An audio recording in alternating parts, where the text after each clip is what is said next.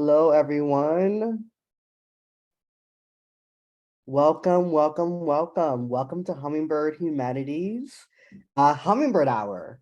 Super excited to see new names in the room, new faces. You can feel free to turn your camera on. While it is not required to turn on your camera, you are always welcome to do so. Welcome, welcome, welcome to our event. We opened the room a little early today to give everyone time to get settled in. So welcome. I'm going to wait a few minutes before I do the official introduction, but I want to just say welcome, everyone. Thank you so much for being here. Feel free to go ahead and turn your cameras on if you'd like. I'm super excited to see new faces and new names, and I'm super excited for today's conversation. It's going to be one for the books, as they say. My name is Mark Travis Rivera. My pronouns are he, him, and his. I am the Senior Business Manager for Hummingbird Humanity. And on behalf of Brian McCormick, our CEO and founder, welcome. Our leadership team is currently on the road for in-person strategy meeting, so they won't be here today, but they send their regards. And I get to serve as the host and moderator for today's conversation with our two guests. And my colleague, Lindsay Morton, is doing all things behind the scenes because she's the best at what she does. So welcome, everyone. Welcome to Hummingbird Hour. I'm just gonna give it another minute or so to give people the opportunity to join us. And please, I encourage you, if you feel comfortable doing so, please feel free to turn on your camera. Feel free to drop your LinkedIn and where you're coming in from or zooming in from in the chat. I am zooming in from Atlanta, Georgia, which is where I'm based. I am wearing a greenish, floral, pinkish dress off the shoulder. I have makeup and short black hair and pretty nails. That's my visual description. For those who may be visually impaired, that is my visual description. It is also chilly here in Atlanta. It's in the 40s right now, which is a little cold for me. Welcome, everyone. Welcome to Hummingbird Hour. I'm super excited to have everyone here. If you are just joining us, welcome. Welcome, Gloria from New York City. We have New York represented. Love New York. I used to live in Washington Heights. We have Chicago. We have, hey, Krista from Columbus, Ohio. We have, who else do we have here? We have Chicago represented. Welcome, Mandy. We have Brian from Dallas. Welcome, Dallas, Texas. Whoop, whoop. Welcome to Hummingbird Hour. I'm so excited to have University of Minnesota, awesome, to have so many new people in the room. And PA, whoop, whoop. Awesome, welcome everyone, welcome. So please feel free, you can also enable live captioning if you need that. Simply click on the live caption or live transcript button with the CC, and that will allow you to see automated captions today for those who may be hard of hearing, deaf, or prefer to have captions. For those of you who are just joining us, Marshall from Emory, are you also based in Atlanta, Marshall? If so, woo woo, Atlanta in the house. Yay. My name again is Mark Trajera, a Senior Business Manager for Hummingbird Humanity. On behalf of all of us at Hummingbird Humanity, welcome to our community event, Hummingbird Hour. For those who may, again, just to repeat, if you're joining us for the first time, feel free to drop in the chat your Zoom link, your LinkedIn link, and where you're zooming in from. We want to build community. We want to make sure that we are growing our community and connecting with each other, okay? So part of leading with humanity is building with humanity and building your network from a space of humanity and transformative connections. And so super excited to see everyone here in this room today. Lindsay, can we go ahead and go through some slides before we get started with the event? So as you all know, Hispanic Latinx Heritage Month was from September 15th to October 15th. So this event's happening a couple days after October 15th, and I'm super excited to have our two guests who are part of the Latinx community to talk about a multi-generational workplace today. So super excited. Let's go ahead to the next slide, please. As you all know, Hummingbird Humanity has a speakers bureau called Hummingbird Speaks, and Trans Awareness Week is coming up in November 13th to 19th. If you are a director of DEI or HR or learning and development, or you are part of an ERG or BRG, and you are looking for programming or speakers for Trans Awareness Week, which is happening November 13th to the 19th, culminating with Trans Day of Remembrance on November 20th, please consider working with us at Hummingbird Humanity through our Hummingbird Speaks roster. We have some dynamic speakers who belong to the trans community, either as transgender, non-binary, or gender non-conforming. And so these are some of the faces of those community members who are part of the Speaks. So I'm super excited to tell you that we are accepting requests for speakers. And you can go ahead and email us at speaks@hummingbirdhumanity.com to learn more about booking a speaker and to receive a proposal from us about how we can best serve your need in your event for your workplace or community event. Next slide, please. Next month, Hummingbird Hour happens monthly. Typically, I believe it's the second Tuesday of every month. Or is it the third Tuesday, Lindsay? I think it's the second. Next month, I'm super excited because we have Cindy Nava, who is a White House presidential appointee, senior policy advisor for the Housing and Urban Development Department in our US government. And so we're super excited to have Sydney, who is an immigrant, a DACA recipient, and now a US citizen who is working very closely with the Biden and Harris administration in the HUD department. And third Tuesday, thank you, Lindsay. And I'm super excited to have her joining us next month. And that will be hosted with our conversation will be hosted by our colleague, JD, who's also on the call today. So super excited. And today's guest, the celebration, the reason for the hour. I have the privilege of meeting Yvette Donato and Frank Gomez through Hummingbird Hour. They had come to one of the Hummingbird Hours and they reached out to me. And I was really inspired by their story, not just individually, but their connection as colleagues and how they helped each other grow in the workplace. And as I was talking to them about a potential of bringing them to Hummingbird Hour, what I realized was that there's such a lack of conversation about multi-generational workplace. And as a person who's in their early 30s, I've had the privilege of having classmates and colleagues who are much older than me. And those are the best connections I've ever made in the workplace. People who are older than me, who on the surface had nothing in common with me.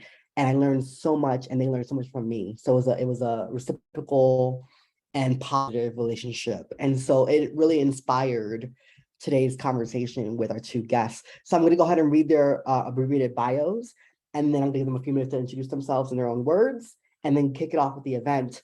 So welcome, everyone. Welcome. Lindsay's going to go ahead and spotlight me and our two guests, and we'll get started. So our first guest today is Yvette Donato. With over 25 years in corporate and nonprofit C-suite leadership experience, Yvette is an expert in human resource management, diversity, equity, and inclusion, board management, project management, and quality. She has received many awards from various organizations and delivered lectures at international forums, business schools, and other organizations.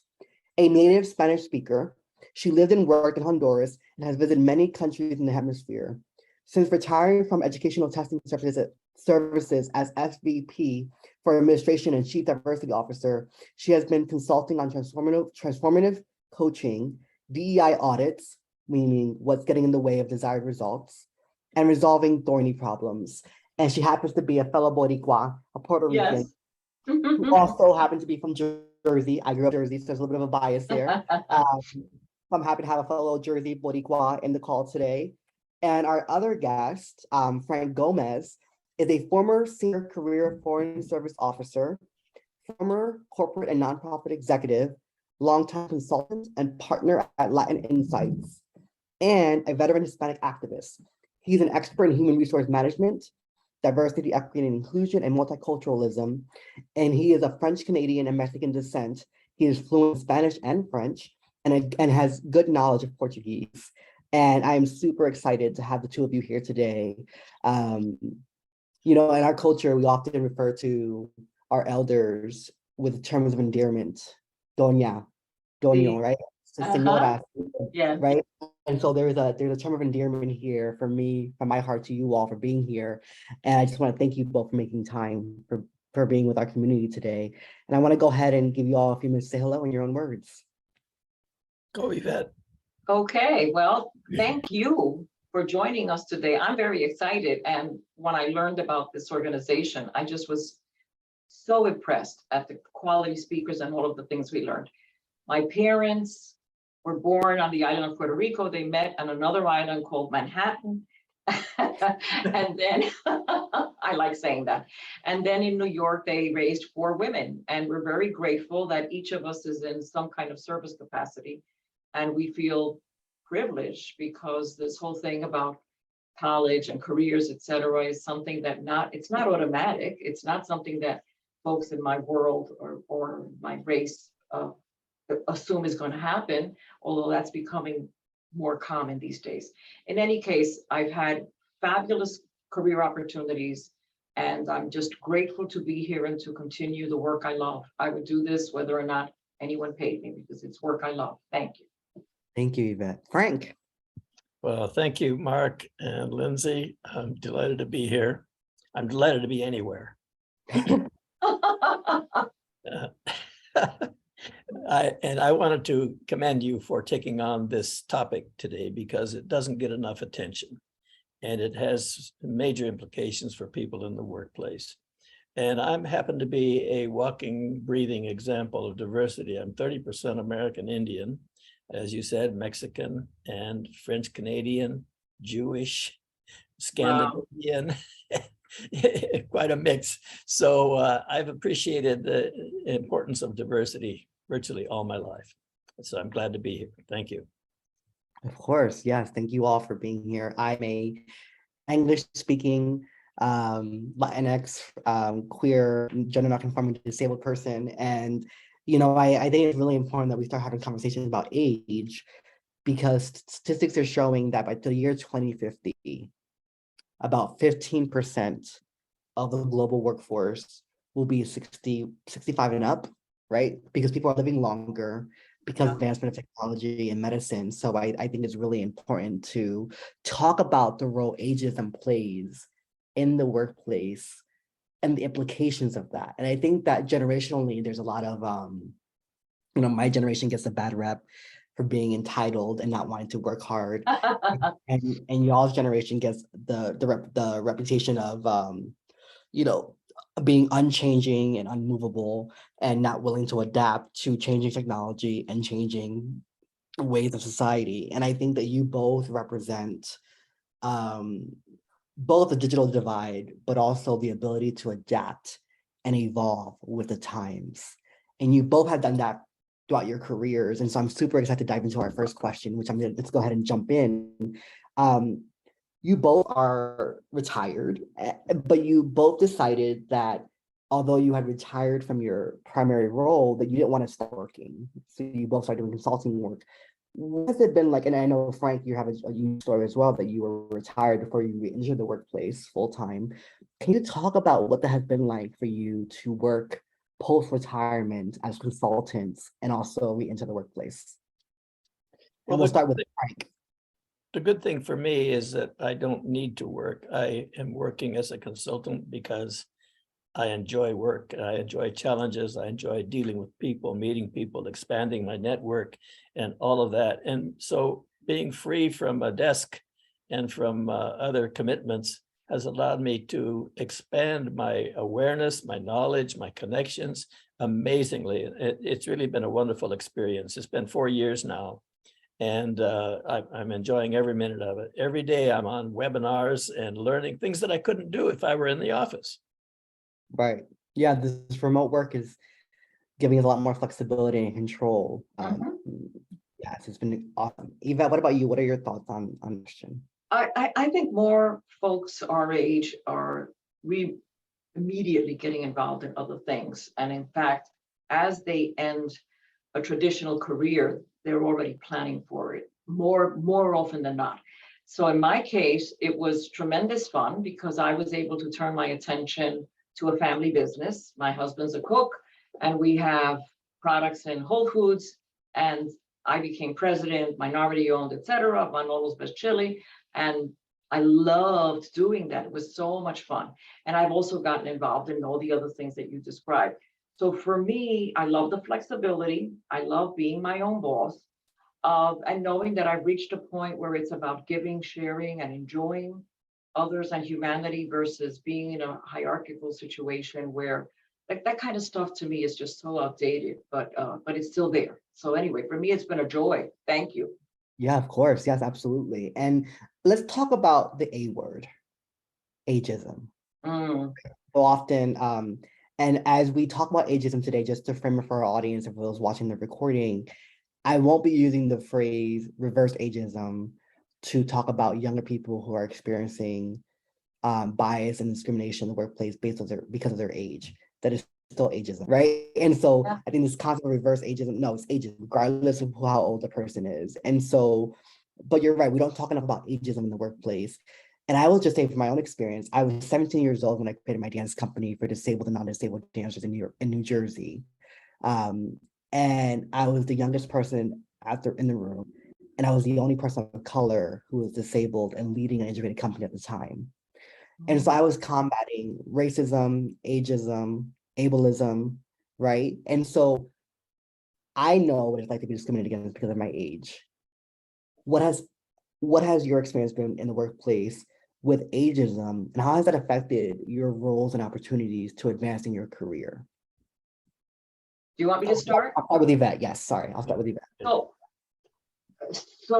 you're absolutely 100% right. I think this isn't talked about, and it's not talked about for a simple reason. It's very hard to prove. So there's been so many people that have been discriminated against, whether they're too young or too old. But how do you prove it effectively? So that's why people ignore it. But there are code words that I know right away just from spending 30 years running HR. When people say to you, so I've talked to lots of people, been on lots of interviews, and here are the kinds of things they say. You wouldn't be interested. You've already gone past it. This is too administrative for you. Or you don't have a long enough runway, which is really interesting because you can hire a 40-year-old who, God forbid, has cancer and dies the next year. And also you're making an assumption about how long I want to work. I mean, maybe I want to work 10 years, 15. You don't know. I mean, look at the people that run this country. My goodness, it's like an old age home.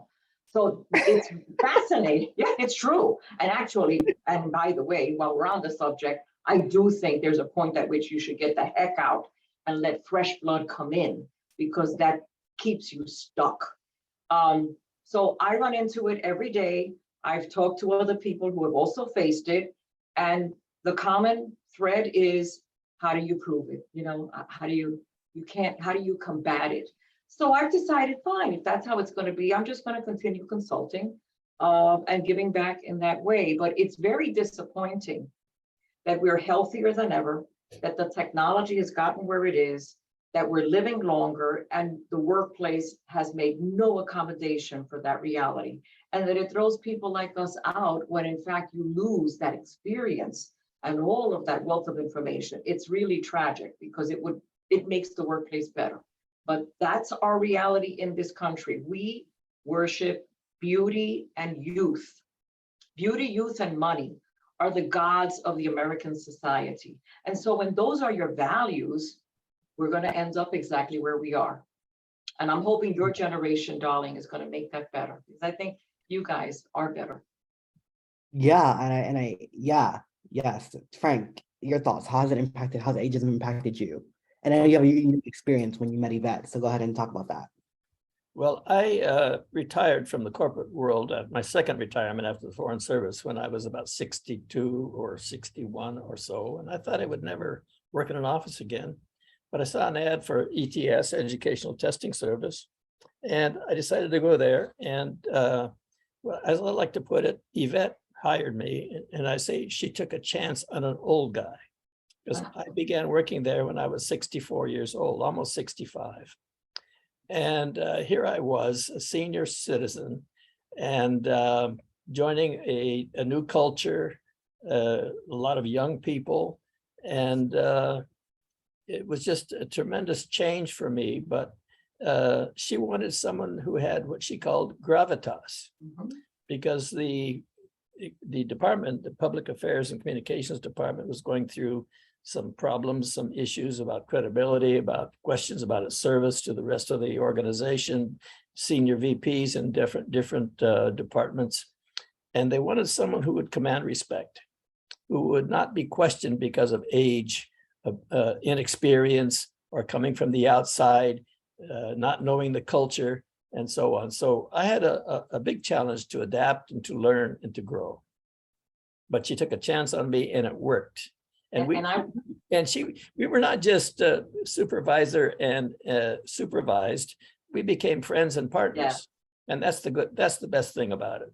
Very quickly. And something I want to add is that Frank kept telling me how he never missed a day of work and how healthy he was. And he kept talking about that in the interview. And I'm saying, I'm not asking him about that. Why is he so worried? And now that I'm where he was, I realize why. It's because he wanted me to know that my medical premiums were not going to go up because Frank was very healthy. So that's kind of sad in a way. It should not be necessary, but I'll never forget that. In fact, Yvette began a health awareness campaign shortly after I got there, encouraging all employees to get healthy and get exercise and eat right and so on. I'm sorry to say this, darling, but folks in education, although they are educated, I could not believe how fat. You know, I came from New York where women would rather throw up in the bathroom than gain any weight. I mean, that's disgusting too. But almost everyone was incredibly overweight. And so we really got on that, says we want to make you healthy. And we did it in very constructive ways. Yeah, and so I just want to just mention, right, because there is a generational shift in the way we talk about body and weight now versus when you all were coming up in the workplace, and that, you know, there are people who are plus size, who are bigger, who are still healthy, and there are people who are skinny and not healthy, right? And so I think that there is, then that's part of the shift, right? That weight does not equal healthy, or that weight does not equal, or being overweight doesn't equal being unhealthy because of the BMI index and its racist history. And I think, you know, I just want to mention that because I know there are people in this audience in our community who are plus size or bigger. I count myself as someone who has gained a lot of weight over the last few years because of mental health medication. And there is a difference in how we talk about it, right? And so back then, that was something that was a concern, right? And now, I mean, people still deal with fat shaming and body dysmorphia. And so I just want to make sure that as we navigate the way language has evolved, right? That we generationally, we had different perspectives on that, right? And so for me, I've had to realize, because I remember the first time I did my dance performance, my first dance performance ever, this guy came up to me. I was a junior in high school, 2009. He said to me, "You did great, but you would be better if you lost weight." And what he didn't realize was that as a dancer, a new dancer, who already didn't feel adequate because I was disabled, that led me to years of unhealthy relationship with food and eating, right? And so there's power in language and there's power in words. So I just want to make sure that we name that, that there's a generational difference where we talk about weight and bodies in the workplace. But I want to talk about, and while addressing that, I also want to just say, you know, this is the idea around reverse mentoring, right? Because I think, Frank, you mentioned a little bit about that too, right? And so, like, how can we remain teachable to each other, right? How does the older generation remain teachable? How does the younger generation remain teachable? Because there are different skill sets that we all have because of our age and because of our experiences. So how do we really hone in on this idea of reverse mentoring? And what does that mean for you? What has that meant for you in your career on both sides? And I'll start with Frank. Should I go? Yes. Okay. Well, I when we were talking earlier, Mark, I referred to my experience as a young person, 23 years old, when I took charge of, I became acting director of an enormous bilingual or binational cultural center in Colombia, my first foreign service job. And it had 5,000 students, 83 administrative employees, and 50 some teachers. And I was 23 years old. The only thing I'd done was manual labor and teaching of Spanish at the University of Washington for the Peace Corps. So I instinctively began to walk around the building once in the morning, once in the afternoon, greeting people, saying, "Hello, how are you? How was your weekend? How are your children? Did you like the soccer game?" And so on. And I learned so much from that. And people knew that I was interested in them and in their lives and in their concerns. And I brought that with me into the Foreign Service later and into the corporate world. And it means keeping a door open and valuing the opinions of everyone. So when I got to ETS, I had my first big meeting with all the staff, about 25 or 30 people. And then I invited every one of the employees to come visit me, and I kept an open door. I had so much to learn from them. And even though we didn't define it as reverse mentoring at the time, it was an opportunity, a necessity for me to learn from them, particularly from the younger people. And I became a sort of a mentor for some of the employees, but I regarded them as much as mentors for me, because it was a new culture, a new organization, a new environment. I had so much to learn from them, and I gained so much from them. Yeah, and Yvette, what about you? What has your experience been like? Wonderful. One of the challenges that, and you know, before I get into this, I want to get back to your very good point. I do have a sister who is naturally large and very healthy. So you can be large and be very healthy. So if you're healthy, that's fine. But if you're not healthy, then you want to address it. And that's important to me because my father died of diabetes and heart disease, et cetera. So it's very personal. But anyway, moving to your very good question. Yeah. I had a young person mentor me because my technology world, everything was a mess. I was getting way too many emails. Things were not organized in the way that they could be. And I knew I was not optimizing my desktop in any way, shape, or form. And we hired a young woman. I still remember her. She's marvelous, Jennifer Martinez, half my age at least. And I loved working with her. I loved learning from her. And she was just dynamite. So I think it's a lost opportunity if you don't invite young people to teach you. They have a lot to teach. Absolutely. And I think that we're having our first Gen Z congressman elected in the state of Florida. I'm forgetting his name right now.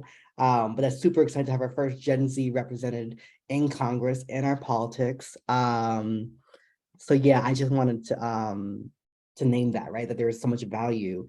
And I also want to share, my grandmother is the matriarch of my family, and she is now in her 70s. And I remember some of the best lessons she's ever taught me in her broken English, because she and I know how we have our unique way of communicating with each other, because I speak Spanglish, she speaks Spanglish. So she said to me, as I was debating whether I should move to New York City and really take off with my career, she said to me, your only obligation is to yourself and your freedom. And in the Latinx community, for the matriarch to say that, to say to you, leave your mother's home, go live your career, go live your dream, is extremely rare, right? But she said that from a perspective of age and wisdom of a life that she deferred, right? And she didn't want me to defer my dreams.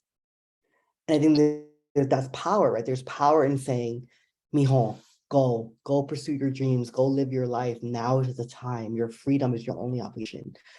And that doesn't mean abandon your family or stop helping your mother or whatever.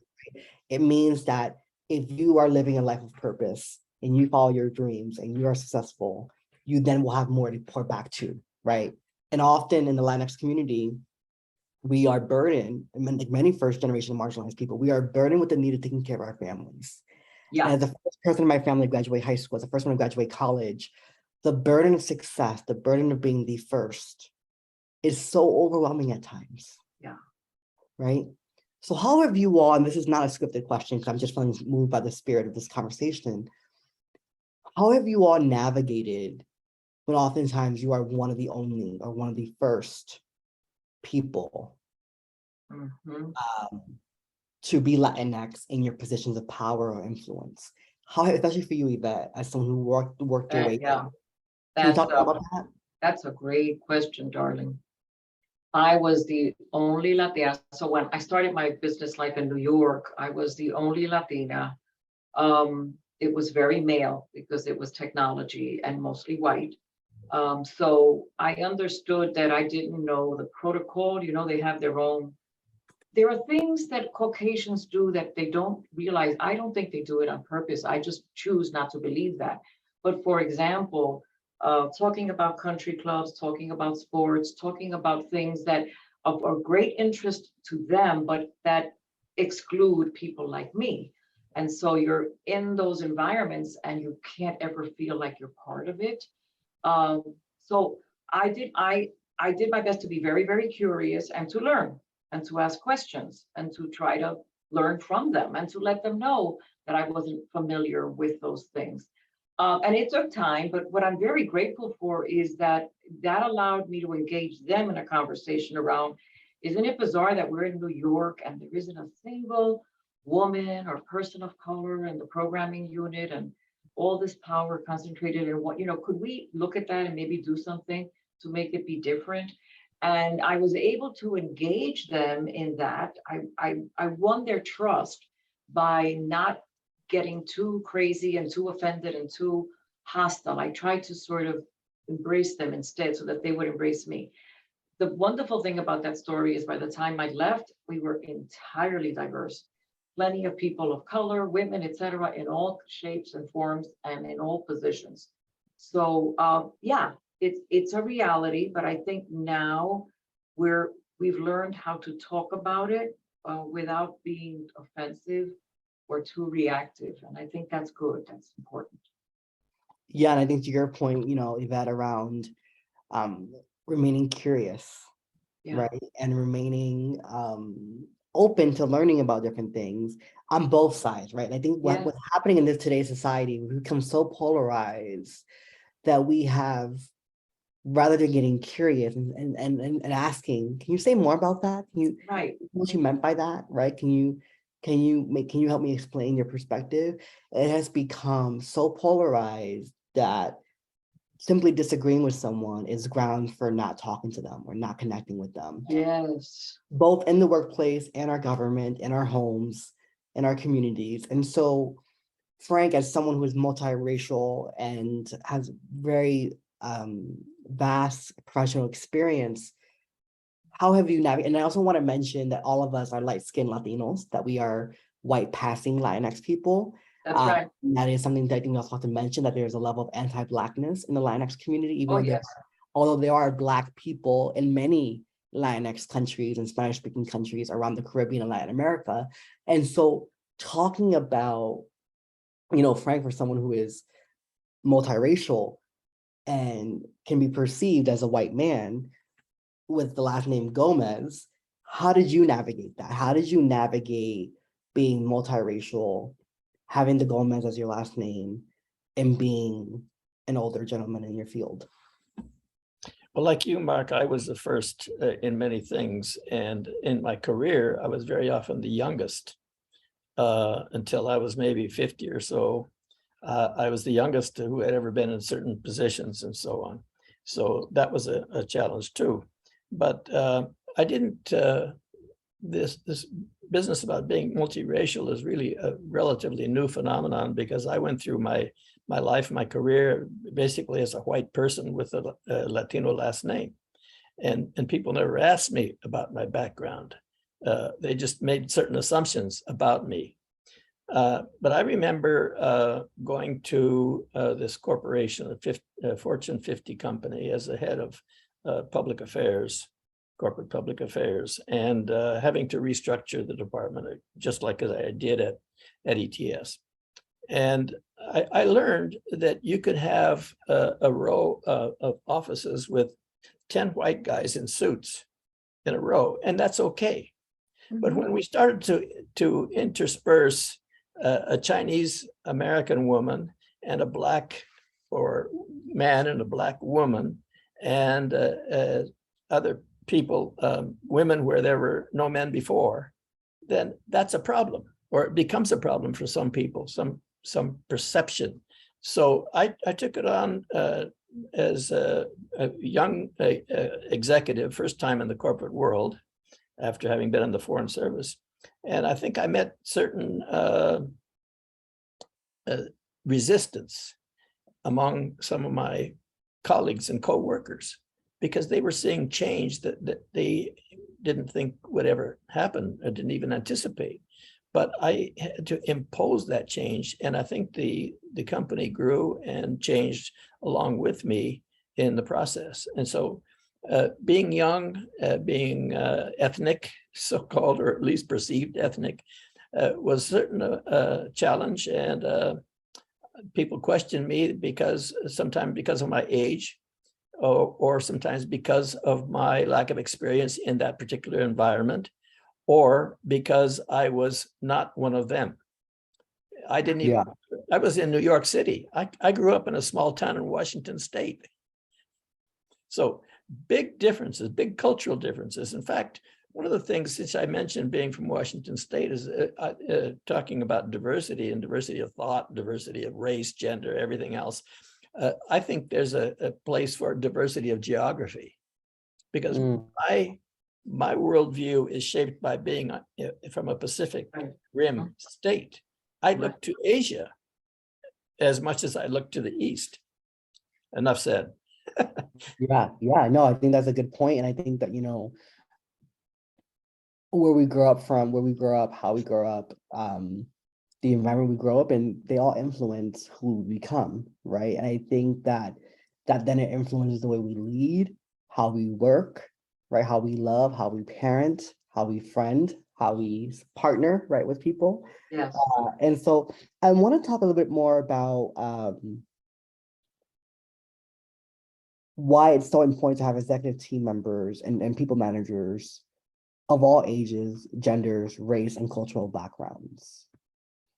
Because I feel like, you know, especially over the last few years brought on by the pandemic and other issues, we have seen a spike in CEOs and high-level executives dying by suicide or taking their own lives or dying prematurely, because there is so much pressure, right, brought on by the pandemic and other factors of capitalism and white supremacy culture. Why is it so important to navigate having a diverse workplace of all ages, backgrounds, and genders, and cultural backgrounds, to make sure that the workplace is as vibrant as possible? Why does that matter so much? So that's such a powerful truth. So being in DE&I, first of all, a lot of people in this profession have defected. They've said, I'm out of here. And the reason they say that is because once they get in there, they get this wonderful job and they think, great, now we're going to make change. But then they learn it's nothing but window dressing. They just want you to do a little show, a little song and dance. And, you know, you have your title, we got your money, so don't worry about it. And what we want to do is really make a difference. We want to have impact. As a CEO said to me, just to give you a little anecdote, in making important decisions, he said, well, but I told you about it. I communicated that to you.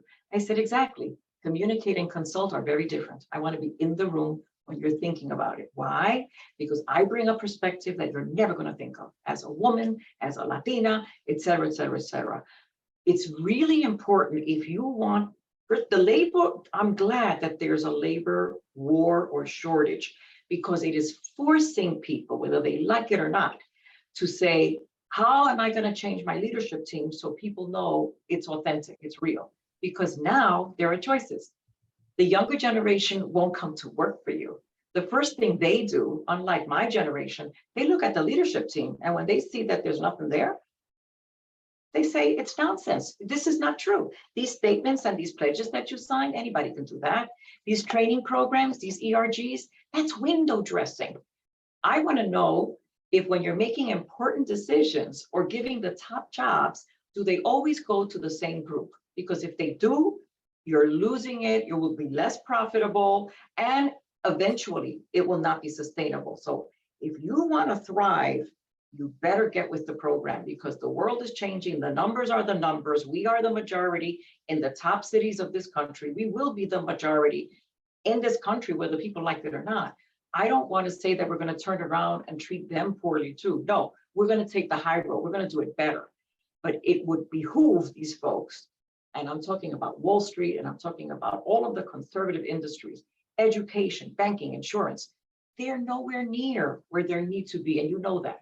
So I really think that they need to wake up and smell the coffee. When I go into organizations that have all of these statements, more often than not, you will find that their own way of doing things confounds the intent. So if you want to keep it real, Let a third party who's not biased, who's just looking at it from a perspective, come in and tell you. I said, you know what? I know that you think blah, blah, blah. That's not happening here, here, here, and here's why. It's like love. Love is action. Don't tell me you love me. Show me. And this is how I Right. feel about the subject. Of course, I have no passion about it. Yeah, and I love it. Yeah, that's a good point. And I think it's really important, and I'm newer to my senior manager of business role, but I'm not new to this work, right? And I think that what's interesting is that, DEI, and that's why we at Hummingbird Humanity, we're focusing on developing human-centered workplace cultures. Sure. Because it's not just about DEI programming and ERGs and doing DEI audits. It's about shifting the way we're leading organizations and making sure that representation is there of all backgrounds, of all ages, races, genders, sexualities, disabilities, abilities, because we know the world of tomorrow is drastically different than the world of yesterday. Yes. And if we want to remain relevant and successful and impactful in our industries, then we need to evolve with the times. And so, Frank, I want to ask you, what has your experience been like as someone who is retired multiple times and, have come back and forth? And I want to mention this, 'cause I think this is important.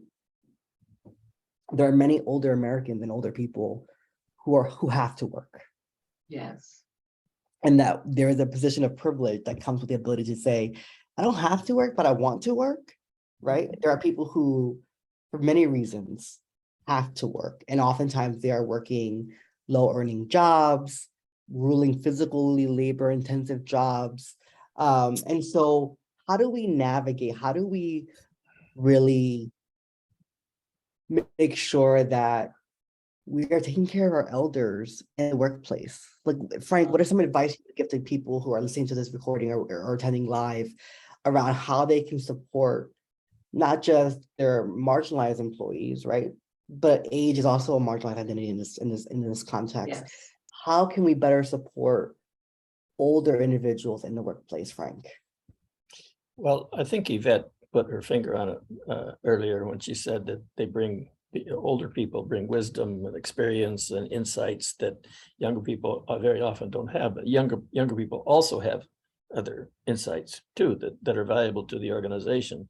But I think that we tend to think of DEI as working in offices.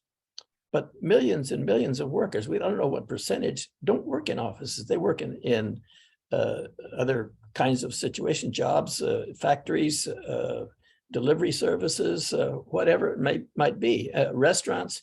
And they have to be, older people can be accommodated in any one of those environments and need to be accommodated in those environments. There was an article yesterday in the New York Times, I think it was, it talked about a man who's 81 years old and is working at home, but employed by some companies, remote work, but that he says that he adds a value every day because of his perceptions and his experience and so on that he brings into his responsibilities.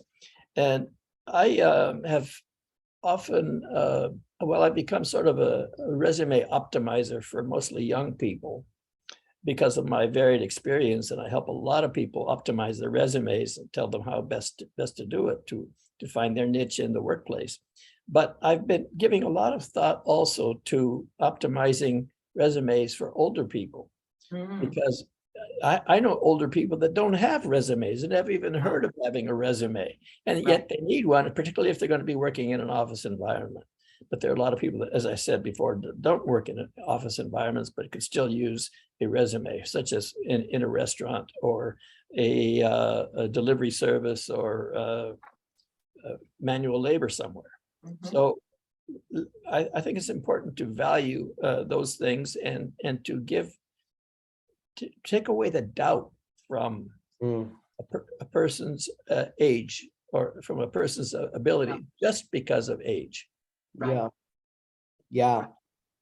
I'm going to go ahead and I'm going to open up to Q&A. I think that's a beautiful point to open up on. And I want to invite Kelly Harris, if you're still in the room and you feel comfortable unmuting yourself and asking your question. I would love for people to hear your voice because we at Hummingbird believe in amplifying unheard voices. And so, Kelly, if you feel comfortable unmuting yourself and asking your questions, go ahead and do so. If you don't feel comfortable, I will read it for you. You can put it in the chat. Kelly, are you there? Let's see. Please go ahead. Okay, I'm gonna go ahead and read it. So let me make sure I give you the opportunity. So Kelly asked, regarding ageism, and I'm gonna direct this towards Yvette because it's about women.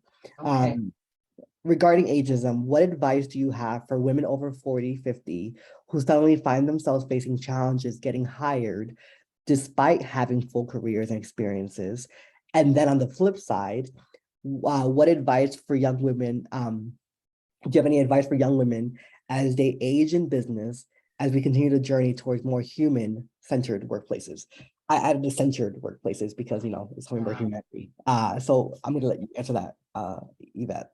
The concept of human-centered workplace is phenomenal, and I really will be excited. I hope I see it in my lifetime because we're certainly not there now. So to be very honest, we make demands of women that we don't make of men. And let me explain what I mean by that. And this I witnessed as being a member of the president's cabinet for many, many years. So I saw the evidence of this. If a woman who was coming of age, 40, 50, 60, etc., was in any way considered unkempt. What does that mean? They don't have the latest haircut. Their weight is not what people think it should be. They're not dressed in a particular way.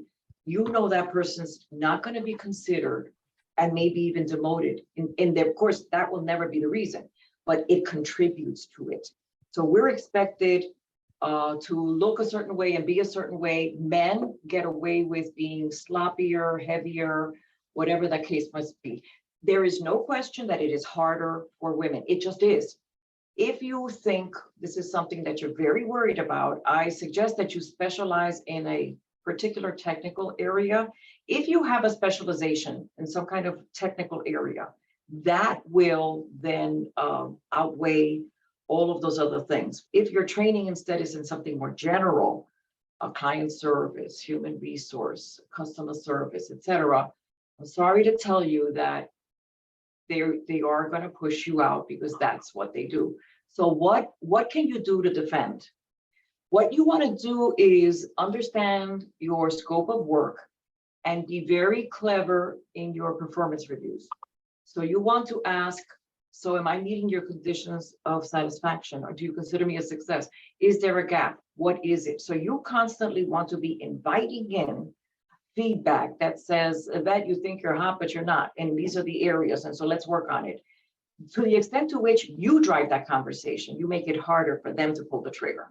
And this works because I've given this advice to many people and it does work. So you have to outsmart them by getting there before they get to you. And there are ways that they signal that they're coming after you. You'll know it. Yeah. But you can, and you also networking. Some of us don't like it as much as other people. You got to network. You got to get to know who the higher ups are. You've got to figure out who has an affinity for you and you for them. And you want to attend their workshops and their activities. You want to have other places to go so that if they're pushing me out here, guess what? I can go there. So I'm sorry, this is not a happy answer because it's an unhappy situation. And that's just the truth. Yeah, thank you, Yvette. And I want to go to an anonymous question, which is, I think I'm gonna, due to the framing of this question, I'm gonna answer this one. The anonymous person asked, advise on how to handle situations in a conservative corporation where you feel looked over just because you are Latino and your sexual orientation. Yet they want to use their abilities for their convenience. And they put this is for all speakers, but in this case, I'm going to start the answer to this one as who is Latino and visibly queer and gender nonconforming. And, I made a decision when I joined John Jay College of Criminal Justice right after college in 2015. And my boss was a Black Latina from the Bronx, a Dominican, Afro-Dominican, and the VP of Student Affairs at the time was a Black woman. And I remember going to my interview in higher ed wearing a suit and tie. because that's what we did back then, right? Yeah.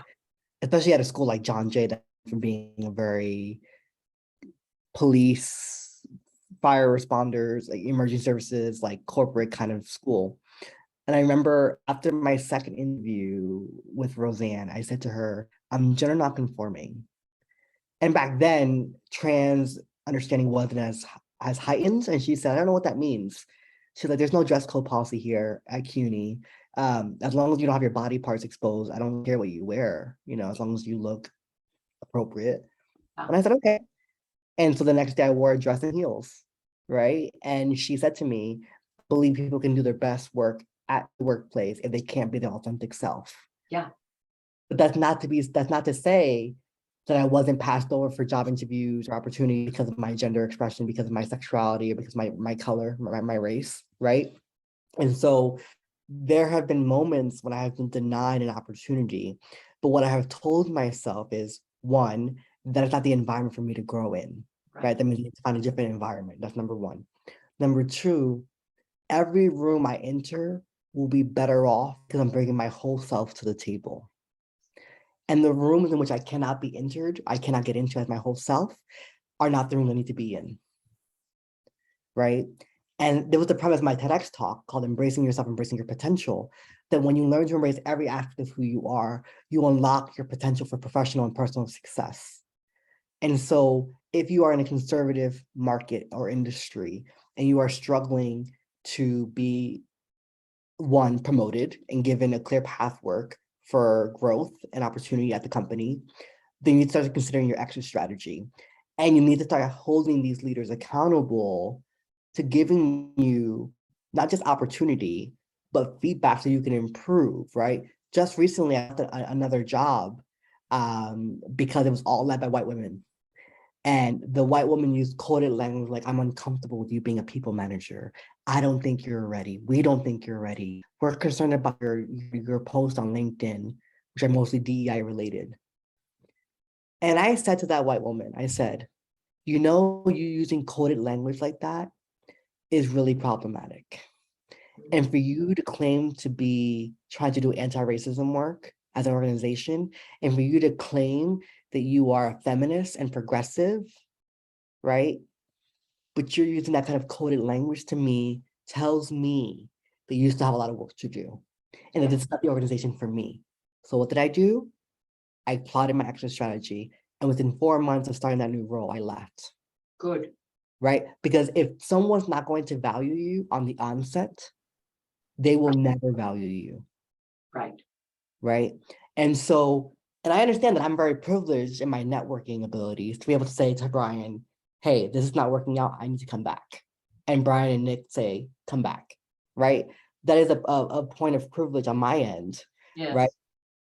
But I know that for many gender nonconforming people of color, for trans women, for Black trans women especially, we are unemployed at higher rates. The life expectancy of a Black trans woman in America is 35 years old. Oh my God. Right? The idea that people of color who are queer or trans or visibly queer and trans, that our career trajectories will look very different, right? But just like we need to embrace all races, all genders, all sexualities, we also need to understand that there are people who are older who also belong to those communities, right? People who are trans and older, people who are LGBTQ plus and older. And these people oftentimes don't have children, right? Like our heterosexual counterparts. Yes. And they need to work longer because they are the only ones able to provide for themselves. There's no one else, right? And so for me, for example, as I age, I'm going to have to work longer because I'm not going to have any kids. And at this rate, I'm not going to have a husband. So, I need to make sure I can afford to be a little community home when I'm older, and fabulous. And so I think there's something to be said about that, but I really want to encourage the person who asked that question to think about your exit strategy and going into an industry is going to allow you to embrace all of who you are. And not just because it's good for humanity, but because it's good for business. Because when you are not worried about how you show up at work, you get to do your best work. When you are so concerned about how you're being perceived all the time, how your race and sexuality are being perceived, that impacts your mental health and in turn impacts your productivity and your ability to get the job done right and to do it well. And for older folks, I'm sure that's the case too, right? There's a lot of pressure around, I don't understand this technology. I'm not understanding this new concept. And, and there's a lot of pressure to get it right away and to adapt. But I think that there needs to be a lot more grace in the workplace. That we need to give each other grace and give us time to learn and evolve with the times, and make sure that we are creating workplace cultures that are fostering a space that allows all people to continue to learn and grow. I want to ask one more question, and then before we wrap up, because we're almost out of time. Yes, the book, The Memo by Minda Hart, who I love, is amazing, and I definitely recommend you check it out. Thank you, Alfredo, for sharing that. Lindsay, if you can drop that in the chat, that would be amazing. And so I want to ask a question. Right, making money to survive and thrive should not breed insecurity and fear. Absolutely, absolutely, Sarah. And Sarah, I think you asked a question in the chat. How do we introduce leadership at every level, or reverse mentoring or diversity initiatives involving vulnerability to our older team members while reassuring them of their importance and helping reduce defensiveness around change? So I'm gonna phrase that a bit and say, Sarah, that's okay with you. Yvette and Frank, what advice do you have for older people in the workplace as it relates to learning about new concepts and new identities and new language and new technology?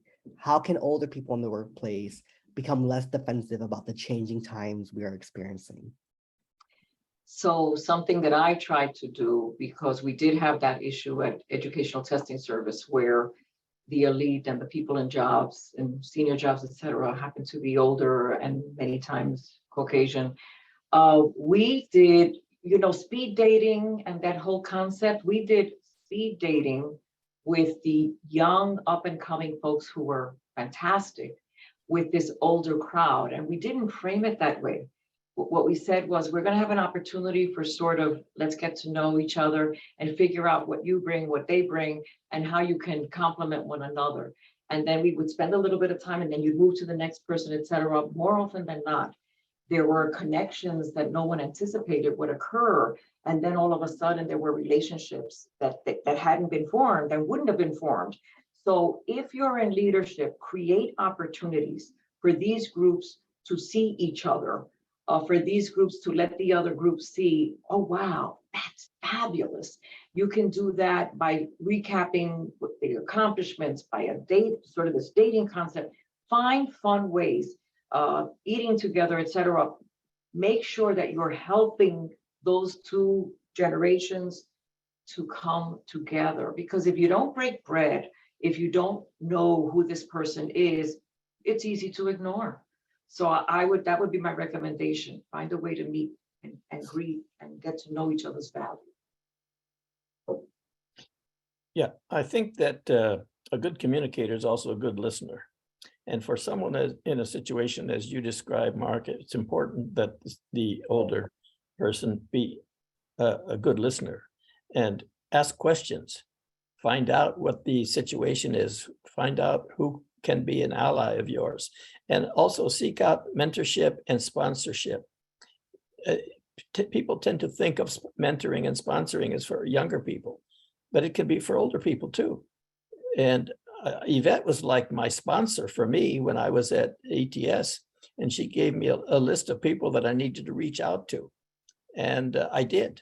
I met with them very systematically, very deliberately to learn from them. And I think that made a lot of difference in my success at ETS. That's really important, that as the leader, you have a responsibility, depending on what the person says to you, there is of interest. You ought to be deliberate. Here's the list. Here are the people you need to go meet so that you can help them get a leg up. Don't let them do it the hard way. Help them meet the right people that can then get them where they want to be. Yep. Yvette, Frank, thank you. Wow. To everyone who is joining us, thank you so much for being here, for making time. I'm going to just say we're going to send this recording out to everyone who registered, everyone who attended live. On behalf of all of us at Hummingbird Humanity, thank you, Yvette and Frank, for all of your work. Thank you. Thank you. Yes, Wonderful session. Thank Thanks, you Mark. for a wonderful Great. conversation. Thank you for, I want to just keep encourage everyone to connect with each other on LinkedIn. Yes. Make sure you're following Hummingbird Humanity on Instagram and LinkedIn at Hummingbird Humanity. And I want to say thank you to my colleagues Lindsay and Judy in the room. Thank you to my friends Sarah and Krista and some amazing people. Join us next month for another Hummingbird Hour. My name is Mark Travis Rivera. This has been a lovely hour talking about ageism and a multicultural workplace, multi-generational workplace. So thank you all. Be well, take care of yourselves, and enjoy the holiday season. We'll see you next month at Hummingbird Hour. Thank you. Thank you. Bye-bye. Take care, everyone. Bye-bye.